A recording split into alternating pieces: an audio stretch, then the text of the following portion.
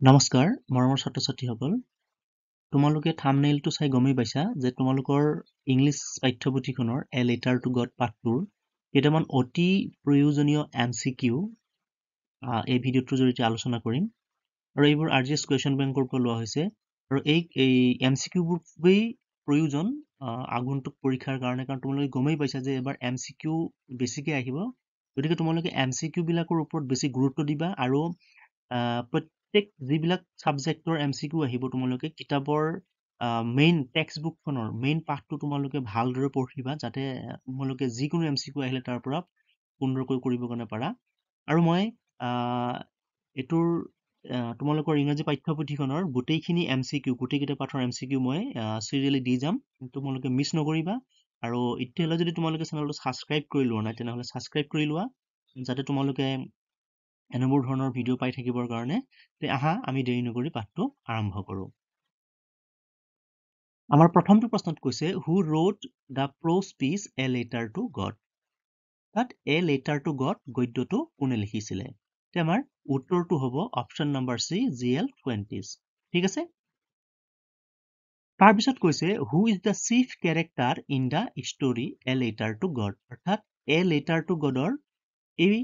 কাহিনীটোত বা এই সাধুটোত মুখ্য চৰিত্ৰ কোনটো নেলসন মেণ্ডেলা প্ৰাঞ্জল ৰাজবীৰ লেন্সোতে আমি সকলোৱে জানো যে মুখ্য চৰিত্ৰ কি আছিল লেন্সো আছিল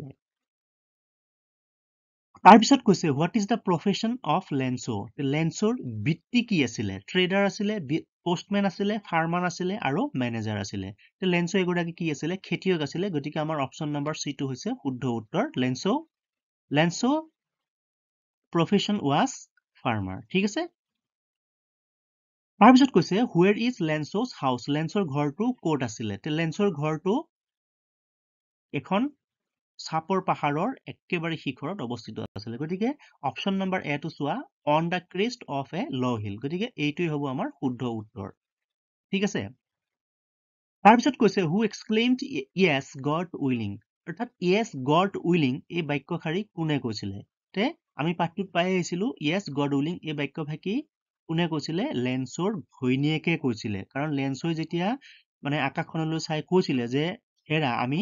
এতিয়া কিছু পানী পাবলৈ গৈ আছো গতিকে তেতিয়াই এই লেন্সৰ ঘৈণীয়েকে যিজনে কি কৰিছিলে ৰাতিৰ আহাৰ প্ৰস্তুত কৰি আছিলে তেওঁ কৈছিলে যে য়েছ গড উইলিং গতিকে অপচন নম্বৰ বি টো হৈছে শুদ্ধ উত্তৰ the woman who was preparing supper যিগৰাকী মহিলাই কি কৰি আছিলে ৰাতিৰ আহাৰ প্ৰস্তুত কৰি আছিলে সেই মহিলাগৰাকীয়ে কি কৈছিলে য়েছ গড উইলিং এই বাক্যটো কৈছিল আমি তাৰপিছত আহিছো what made Lencho angry when he counted the money লেন্সোৱে যেতিয়া টকাখিনি গন্তি কৰিছিলে বা গণনা কৰিছিলে তেতিয়া তেওঁ কিহে খং তোলাইছিলে তোমাৰ অপচন নম্বৰ বি টো হৈছে correct answer লেন্সো received 30 pesos less than what he had demanded from God অৰ্থাৎ লেন্সোৱে ভগৱানৰ পৰা বিচৰাতকৈ কি পাইছিলে 30 পেছো কম পাইছিলে মানে ইয়াত এইটোকে ক'ব বিচাৰিছিলে কাৰণ লেন্সই যিহেতু 100 পেছো বিচাৰিছিলে আৰু তাৰ পৰিৱৰ্তে তেওঁ কিমান পাইছিলে 70 পেছো পাইছিলে সেই কাৰণে বি নম্বৰ অপচনটো শুদ্ধ হ'ব কাৰণ লেন্সো ৰিচিভ 30 pesos less তাৰমানে তেওঁ 30 পেছো তেওঁ কি পাইছিলে কম পাইছিলে then what he had demanded from God ভগৱানৰ পৰা তেওঁ যিমান ডিমান্ড কৰিছিলে ভগৱানক তাৰ পৰা তেওঁ কিমান পাইছিলে 30 পইচা কম পাইছিলে মানে তেওঁ 100 পেছো ডিমান্ড কৰিছিলে আৰু তাৰ বাবদ তেওঁ 30 পেছো কম পাইছিলে মানে 100 ৰ পৰা 30 গলে কিমান থাকিব 70 গতিকে এনসাৰটো হ'ব আমাৰ অপচন নম্বৰ বি টো ঠিক আছে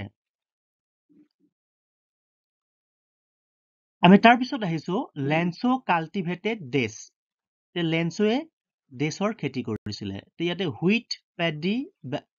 বাৰ্লি আৰু কৰ্ণ তে গতিকে লেন্সোৱে কিহৰ খেতি কৰিছিলে মাকৈৰ খেতি কৰিছিলে গতিকে আমাৰ কাৰেক্ট এনসাৰটো হ'ব অপচন নম্বৰ ডি কৰ্ণ আমি তাৰ পিছত আহিছো these aren't raindrops falling from the sky they are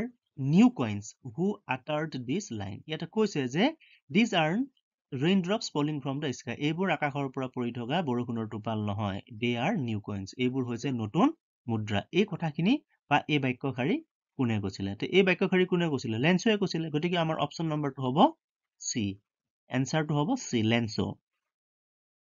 আমাৰ পিছৰ প্ৰশ্নটোত কৈছে what was the needed by Lencho's field for good harvest ভাল শস্যৰ কাৰণে লেঞ্চৰ পথাৰ খেতিডৰা কিহৰ প্ৰয়োজন হৈছিলে লেঞ্চৰ পথাৰ যিহেতু শস্য চপোৱাৰ সময় হৈছিলে সেইকাৰণে তেওঁৰ খেতিডৰাক বৰষুণৰ প্ৰয়োজন হৈছিলে গতিকে অপচন নম্বৰ বি টো হৈছে আমাৰ শুদ্ধ উত্তৰ ৰেইন তাৰপিছত কৈছে Lencho compared the big drops of rain with অৰ্থাৎ লেঞ্চোৱে বৰষুণৰ ডাঙৰ টোপালবোৰক দেশৰ সৈতে তুলনা কৰিছিলে তেওঁ ডাঙৰ টোপালবোৰক কিহৰ সৈতে কম্পেয়াৰ কৰিছিলে 10 চেণ্টৰ সৈতে তুলনা কৰিছিলে গতিকে অপচন নম্বৰ বি টো হৈছে শুদ্ধ উত্তৰ 10 চেণ্ট অফ পিচেছ তাৰপিছত কৈছে Lencho compared the little drop rain with আৰু সৰু টোপালবোৰক দেশৰ সৈতে কম্পেয়াৰ কৰিছিলে কিহৰ সৈতে 5 চেণ্টৰ সৈতে গতিকে অপচন নম্বৰ এটো হৈছে আমাৰ শুদ্ধ উত্তৰ তাৰপিছত আছে why did Lencho need money লেঞ্চোক টকাৰ কিয় প্ৰয়োজন হৈছিলে to buy pair of oxen এহাল বলদ গৰু কিনিবৰ কাৰণে to save his family from the pangs of hunger তেওঁৰ পৰিয়ালটোক ভোকৰ পৰা ৰক্ষা কৰিবৰ কাৰণে to buy paddy seeds ধানৰ কঠীয়া কিনিবৰ কাৰণে to enroll his children to school গতিকে তেওঁৰ স্কুলত তেওঁৰ ল'ৰা ছোৱালীক এডমিশন দিবৰ কাৰণে এনৰোল কৰিবৰ কাৰণে গতিকে আমাৰ অপচন নম্বৰ বি টো হৈছে শুদ্ধ উত্তৰ to save his family from the pangs of hunger option number B টো হৈছে আমাৰ শুদ্ধ উত্তৰ ঠিক আছে আমি নেক্সট আহিছো ইয়াত কৈছে the field was white as if covered days তেওঁৰ পথাৰখন কি হৈ পৰিছিল বগা হৈ পৰিছিল যেন দেশেহে ইয়াক আৱৰি আছিলে গতিকে আমাৰ শুদ্ধ উত্তৰটো হ'ব অপচন নম্বৰ চি সল্ট গতিকে ইয়াক এনেকুৱা দেখা গৈছিল যেন নিমখেৰেহে কি হৈছিল পথাৰখন আগুৰি আছিলে তাৰপিছত প্ৰথমত কৈছে a plague of locust would have left more than this what is the locust ইয়াত সোধা হৈছে যে এজাক কাকতি ফৰিঙৰ দলও ইয়াতকৈ বেছিকৈ এৰি থৈ যায় what is a locust ইয়াতে locust শব্দটোৰ অৰ্থ কি locust মানে কি locust মানে হৈছে a kind of insects অৰ্থাৎ ফৰিং এক প্ৰকাৰৰ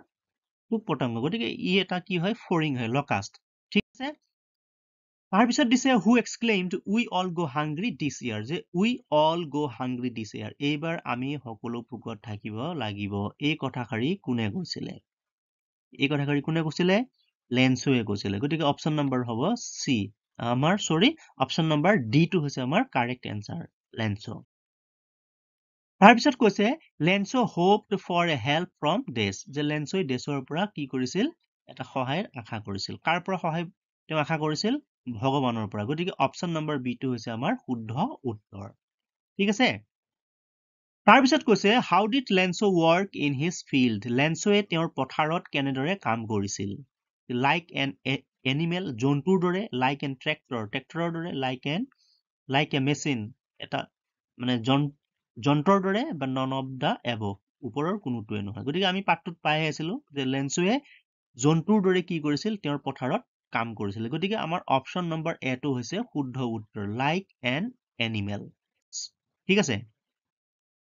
তাৰপিছত কৈছে how much money did Lencho need in his time of crisis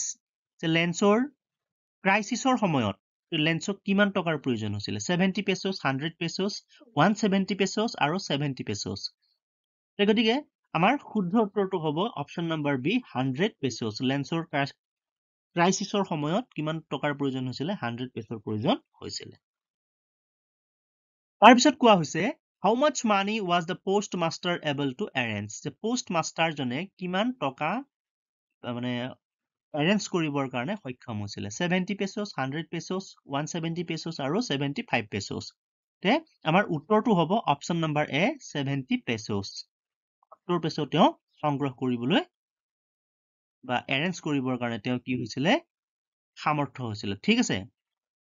তাৰপিছত দিছে peso is the currency of যে পেছো হৈছে দেশৰ currency Australia Latin America Spain the USA গতিকে আমাৰ উত্তৰটো হ'ব লেটিন আমেৰিকা পেছোটো হৈছে লেটিন আমেৰিকাৰ এটা কাৰেঞ্চি তাৰপিছত দিছে what did Lencho think of the post office employees লেঞ্চোৱে পোষ্ট অফিচ কৰ্মচাৰীসকলৰ বিষয়ে কি ভাবিছিল a bunch of crooks mischievous তাৰপিছত ক্ৰাফ্ট আৰু প্ৰাউড তে আমাৰ উত্তৰটো হ'ব option number A bunch of crooks মানে এটা ঠগ প্ৰবঞ্চকৰ দল বুলি তেওঁ ভাবিছিল তাৰপিছত কৈছে why was Lenso not at all surprised to see the money in the envelope Lenso যেতিয়া সেই envelope-টোত টকাবিলাক পাইছিলে তেওঁ কিয় আচৰিত হোৱা নাছিল আমাৰ অপচন দি আছে he was so sad that he did not acknowledge it he had